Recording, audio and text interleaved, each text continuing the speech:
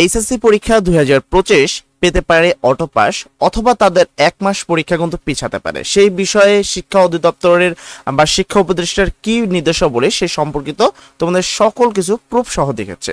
সর্বপ্রথম তুমি এখানে একটা নিউজ দেখতে পাচ্ছ, যেটা হলো দৈনিক শিক্ষা .com এর একটি প্রতিবেদন। সেখানে তোমাদের 8 জুন মানে হলো 2 দিন আগের 2025 সালের 8 জুন কিন্তু নিউজটি প্রকাশ হয়েছে। অনেকে ভাববে যে পুরাতন নিউজ, যেখানে বলছে বাড়তে পারে করোনা ভাইরাস, স্বাস্থ্য অধিদপ্তরের সতর্কতা জারি।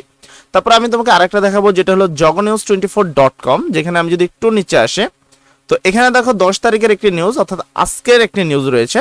এখানে 10 তারিখের আরেকটা নিউজ, টোটাল 10 তারিখে দেখো এখানে 10 তারিখে একটা নিউজ, এখানে আসছে এখানে করোনা ভাইরাস সম্পর্কিত এখানে 3টা নিউজ রয়েছে। প্রথম নিউজ হলো ভারত যাতায়াতে লাগছে।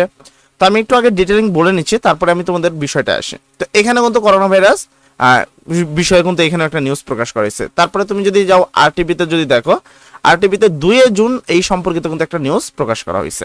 এবার আশা করি যে 25 সাল, অর্থাৎ এই যে তোমাদের যে জুন মাসটা চলছে, যেটা আজকে 10 তারিখ, এই জুন মাসে করোনা ভাইরাস আছে বা করোনা ভাইরাসে মানুষ আক্রান্ত হয়েছে, এতটুকু আমি তোমাকে বিশ্বাস করতে পেরেছি।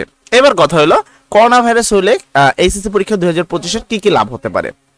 প্রথম কথা, এইচএসসি পরীক্ষা 2025 সর্বশেষ পরিস্থিতিতে যদি করোনা ভাইরাস থাকে তাহলে কিন্তু তারা কি অটো পাস পেতে পারে, অথবা যদি তোমাদের পরীক্ষার আগে যদি করোনা ভাইরাসের প্রকোপটা বাড়ে তাহলে কিন্তু এইচএসসি পরীক্ষা 2025 1 মাস পরীক্ষা পিছাতে পারে। দুইটা বিষয়, যদিও এটা ডিপেন্ড করে যে তোমাদের পরীক্ষা যদি করোনা ভাইরাসের প্রকোপ শুরু হওয়ার আগেই যদি অনুষ্ঠিত হয়ে যায়, সেই ক্ষেত্রে বিষয়টা কিন্তু একটু অন্যরকম, কারণ পরীক্ষা চলাকালীন তো পরীক্ষা বন্ধ করা যাবে না। তো বিষয়টা হলো তোমাদের পরীক্ষা একান্তই ধারে কাছে চলে আসছে। তোমরা যদি দেখো যে এখানে প্রায় কত রোগীর সংখ্যা হলো 20,21,760 জন রোগী রয়েছে, যেখানে প্রচুর পরিমাণ লোক কিন্তু আক্রান্ত হচ্ছে। আর টিভিতে কিন্তু বলা হয়েছে যে 24 ঘন্টার মধ্যে 14 জনের মধ্যে শরীরে মিলল হলো করোনা ভাইরাস। সেটা হলো 2 তারিখের আপডেট অনুসারে। আবার এখানে তোমার যদি দেখো এখানে কিন্তু করোনা ভাইরাসের প্রকোপ বাড়তে পারে, 8 জুন একটা নিউজ প্রকাশ করা হয়েছে। তো করোনা ভাইরাসের এই কারণে মানুষকে তো সতর্ক থাকতেই হবে, সেই বিষয়টা বাদ।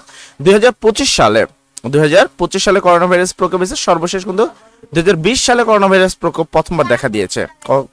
প্রথমবার তখন দেখা যাচ্ছে যে শিক্ষার্থীদের যদিও করোনা ভাইরাসের সময় তারা একটা ছোটখাটো আন্দোলনও করেছিল, যার ফলে 2025 ব্যাচ এইচএসসি 2025 ব্যাচ তারা কিন্তু অটো পাস পেয়েছিল, মানে তাদের কোনো পরীক্ষা হয়নি, কোনো কিছু না, অটো মানে আগের রেজাল্ট অনুসারে তারা কিন্তু সম্পূর্ণ রেজাল্ট পাইছিল।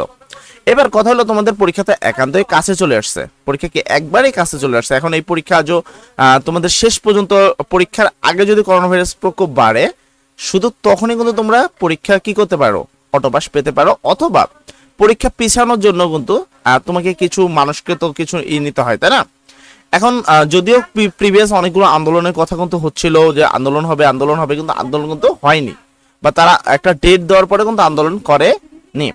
তো আসলে এবারকার এইচএসসি পরীক্ষা 2025 একটু অন্যরকম। তো যাই ভালো, তোমরা অনেক ভালো ছাত্রছাত্রী, তোমাদেরকে জন্য আমি অনেক রেসপেক্ট করি।